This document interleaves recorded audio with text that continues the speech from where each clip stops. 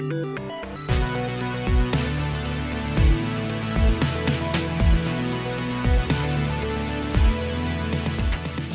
are listening to Parallel Fiction, a podcast that celebrates storytellers across all mediums. Each episode, we weave together two stories within a common theme and analyze their meaning on everyday life. This week's theme is Hijinks. I'm Heather. And I'm Jeff. And we're Parallel Fiction. Yeah, thanks for joining us today. It's been a crazy ride. I just realized we didn't mention this last week, but we are past 27 or 26 episodes. That's more than half a year of recording and doing this. So we want to congratulations to you. Congratulations to you as well. And yeah. And the cat, wherever she is. Jingle jangle. But and also, thank you for everybody who's been joining us and listening. We have listeners across many different continents that come back. So that's pretty cool. And if you enjoy us, let us know. We have Apple reviews that are really helpful. We have the YouTube show now that if you want to follow us, you can go in and subscribe and leave some comments. We have 3 episodes now, and then this will be the 4th on the YouTube. Yep. But it really helps, especially if people are looking for podcasts. This helps us, I guess, be higher up on somebody who's searching the keywords and whatnot. And eventually, people can find us easier. Absolutely. So if you're looking to stay in touch with us on social media, you could reach out to us on Parallel Fiction on Twitter and Instagram, Parallel Fiction Podcast on Facebook, or send us an old-fashioned email, parallelfictionpod@gmail.com. Yes, and we'd be happy to hear from you guys. And we'll give you a shout out if you send us an email. Yeah, exactly. So, this is the Hijinks episode. We kind of picked for April Fool's Day. Yes, so this episode, I believe, is dropping on April Fool's Day. I think the 30th? No. Maybe, yeah. Yeah, so right before April Fool's Day. That'll be the trick. So. Listen, we're pranking you now. Exactly, yeah. So, we have some fun stories. We didn't know exactly if it was hijinks or shenanigans or pranks, but when I hear the word shenanigans, I automatically think of the movie Super Troopers, so that's what I'm going to be covering today. And I was trying to think of novels or books, writing that involved like some sort of prank. The best I could stumble upon was Twelfth Night by William Shakespeare. Oh, very cool. So I don't know really anything about that, so that'll be fun to find out for myself as well. Yeah, I've actually never read this one, really? So it was something new for me, so that was good. Very cool. All right, great. So why don't we do our routine rocks, paper, scissors, and we'll find out who's going to be presenting first. Oh, you got a lot of good cracks today. I know. I was like, you need to stop talking so I can get my cracks. Oh my God. Yeah. Wait, let me see if I get the thumbs. No thumbs today. That's a bad sign. All right, ready? Yes. Rock, paper, scissors, shoot. Whoop.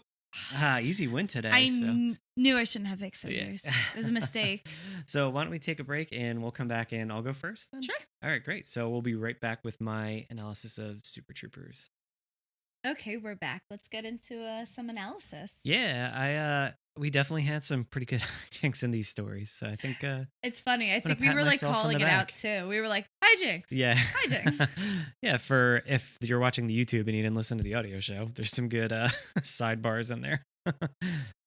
But yeah, so I think a lot of the stuff in my movie was mostly in good fun. Like I think that's like a good selling point for what makes a hijink either like good or bad. Right.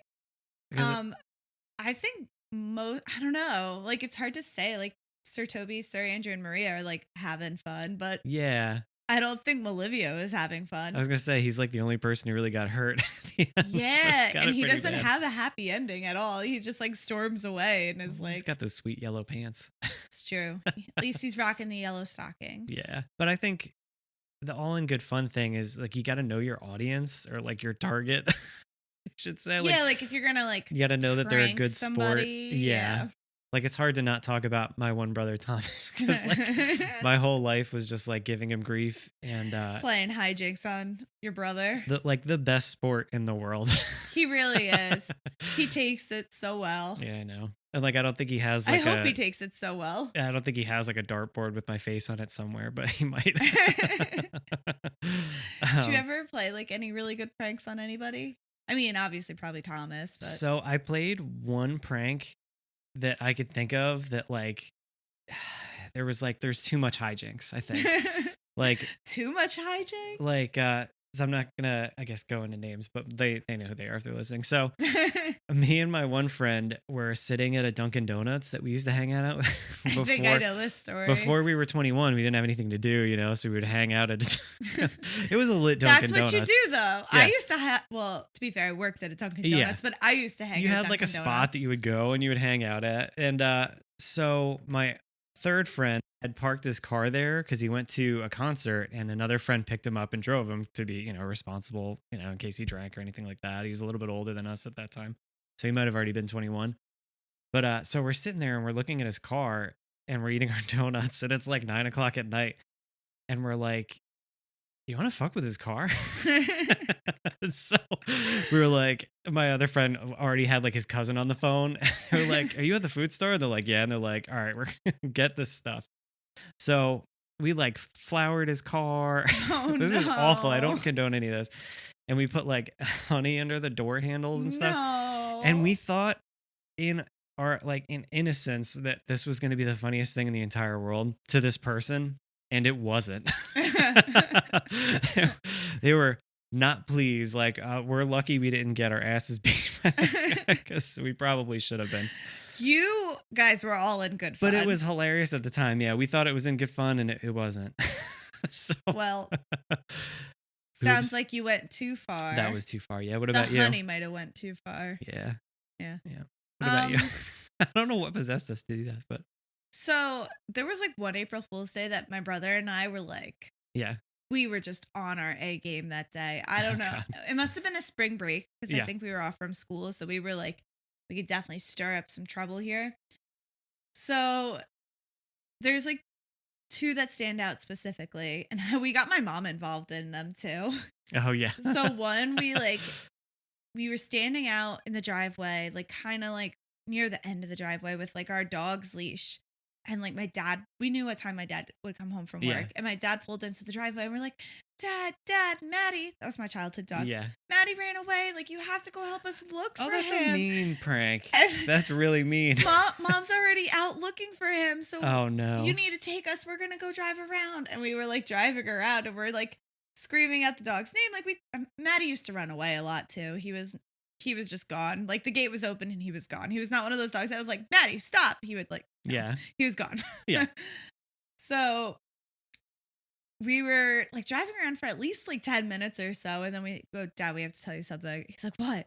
We're like, Maddie didn't run away. He's fine. And like, I felt so like now I feel so bad. My dad was probably so stressed out. Right? He like had just got home from work. He probably just wanted to just go sit relax on the couch, have a beer, and like, fucking he just wanted to go eat dinner. Yeah. And like here we are, like Maddie ran away. What was the punchline? Did you like get him out of the house to throw like a surprise? No, there was. It was April Fool's Day. Haha, April Fool's. Maddie's fine. That's mean. That's a mean joke. I wouldn't like that. I would like. Did you guys get grounded? So we went too far. Did you get grounded? No, I don't even know. I don't know if he thought it was funny looking back. He didn't. I'm sure he didn't. Yeah, that's too far. But like, I was gonna say, like, my next bullet point is like, you need to know who to get into hijinks with. But like your whole family. My mom condoned it, so. Yeah, I guess. But like, if you know you're getting into some shit with like, somebody who's known for getting into darker stuff that you might not be comfortable with, like you have to assume it'll go too far. But in your case, like it's your mom and your brother. So did any of your characters in your movie go too far? Oh yeah, I would say the stealing of the cop car when they're drunk. That's like, definitely too hitting far. over like the mailboxes and trying to like fight the police chief. In the middle of the night. Like breaking the law. Well, it turned out that he was like a drug dealer or like a drug trafficker. So they're all but bad you never cops, know. Basically. You never know. Well, there's some good art. I don't know. But yeah. Not role models, They're for sure. They're all definitely abusing their power. Not role models. For sure.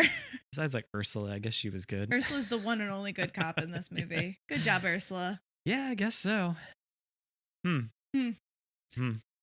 So, to lighten it up a little bit. Yeah. Or not, I guess. I don't know. Like I said before, Sir Andrew, Sir Toby, and Maria, they definitely went too far. To like bring him to a room and then have somebody like dress up as a priest and like try and diagnose you that you're like mad. Yeah, too that's much. It's too much. Some Gossip Girl shit. Whereas like That is some Gossip Girl shit. It's true.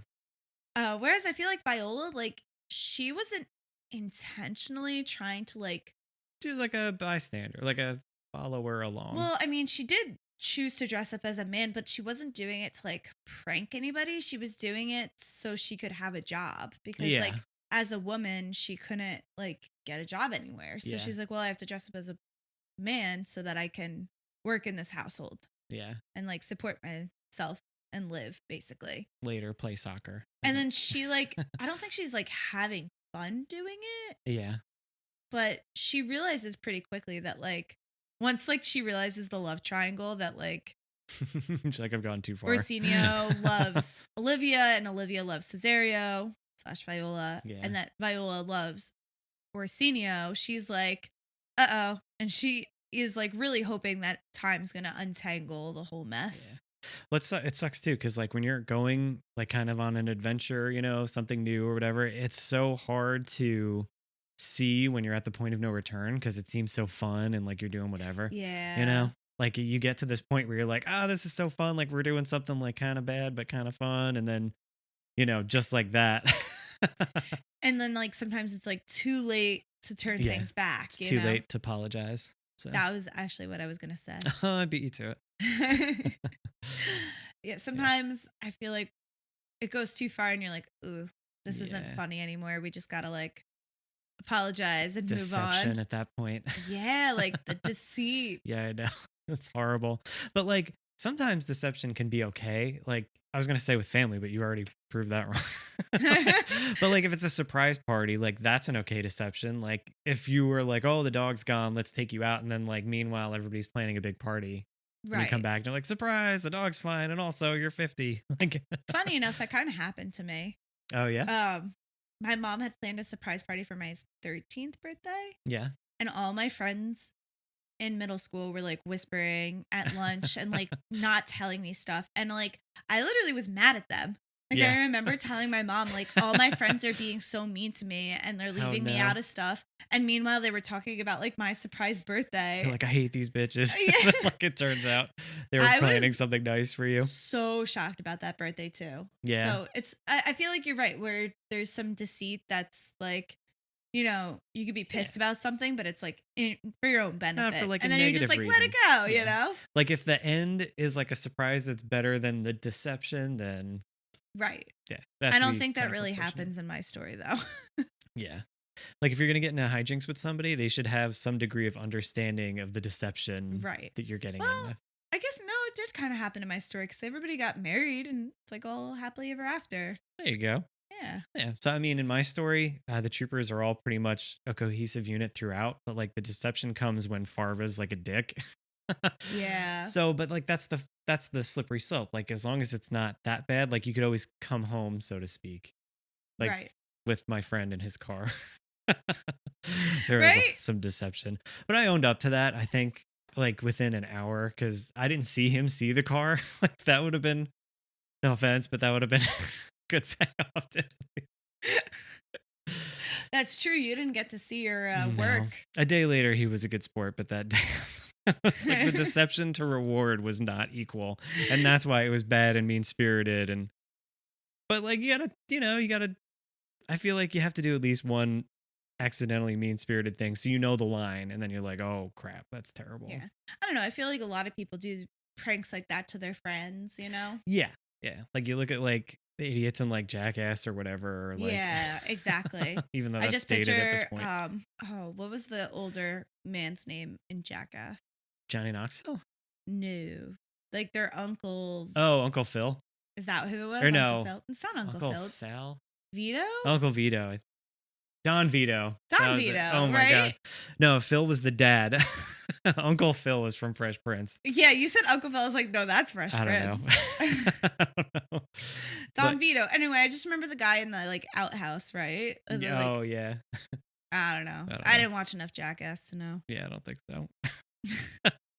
But I mean, if you do get to that point, you should know when and how to apologize. Like sometimes it's not right away.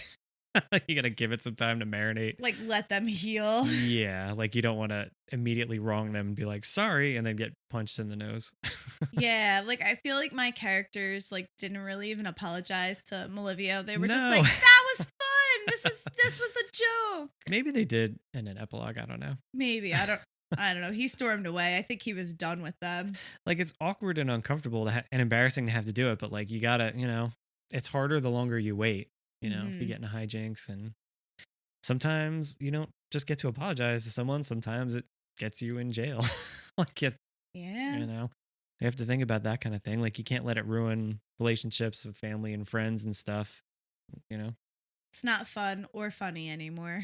No, because it's something that you did. Like only Yeah. you could prevent those forest fires. All right. Thanks, Smokey the Bear. Exactly. Huh. I am kind of a Smokey Bear. Oh, okay. Yep. Well, do you want to wrap this up and we'll get to some ratings and recommendations? Absolutely. So why don't we come back and we'll give some recommendations, reviews. No, we already did that. It's Ratings, ours, man. ratings and recommendations. Yeah. Yeah. Okay. Okay. I'll be right back. Thank you so much for watching our YouTube. If you want to hear the summaries of our stories, you can find us on our Spotify, Apple Podcasts, Stitcher, Simplecast, and iHeartRadio. And that's where you could listen to the full show. If you listen on Apple, you could give us a review. That would be much appreciated. And if you're watching us on YouTube, go ahead and click subscribe and like and do all that fun stuff with the bell and whatnot. And stay tuned for more. Thank you so much.